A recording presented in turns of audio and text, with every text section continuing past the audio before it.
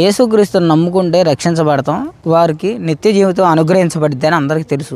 అయితే నిత్య జీవితం అనుగ్రహించబడి యేసుక్రీస్తుని నమ్ముకున్న మనం ఇంకా భూమి మీద ఏం చేస్తున్నాం? భూమి మీద క్రైస్తవులకు పని ఏంటి అంటే, ఎఫెసీయులకు రాసిన పత్రిక 2వ అధ్యాయం 10వ వచనంలో ఇలా ఉంది, మరియు వాటి యందు మనము నడుచుకోవాలని దేవుడు ముందుగా సిద్ధపరిచిన సత్క్రియలు చేయుటకై మనము క్రీస్తునందు సృష్టింపబడిన వారమై ఆయన చేసిన పని అయి ఉన్నాము. మొదట మనం పాపం చేత చనిపోయాం, అయితే యేసుక్రీస్తుని నమ్ముకొని మరలా బ్రతికాం. యేసుక్రీస్తుని నమ్ముకున్న మనం వెంటనే పరలోకి వెళ్ళకోకుండా భూమి మీద ఎందుకున్నామంటే, యేసుక్రీస్తు చేసిన సత్క్రియల్ని భూమి మీద చేయడానికి. ఉదాహరణకి బేదల్ని కనుకరించడం, దిక్కులేని వారిని, విధవరాణుల్ని వాళ్ళ సమస్యలో పరామర్శించడం, దేవుణ్ణి ప్రేమించడం, దేవుడి ఆజ్ఞల్ని గైకొనటం, అదేవిధంగా నిన్ను వల్ల నీ పొరుగు వారిని ప్రేమించడం. ఇలాగా యేసుక్రీస్తు ఈ భూమి మీద సృష్టించిన మంచి పనులు చేయడానికి క్రైస్తవులు అయిన తర్వాత కూడా భూమి మీద బ్రతుకుతున్నాం. చివరి శ్వాస వరకు మనం ఈ సత్క్రియలను చేస్తూ ప్రభువైన యేసుక్రీస్తు వారిని, వారి ఆజ్ఞల్ని ప్రేమిస్తూ ఉంటే మనం ఆ పరలోకానికి వెళతాం.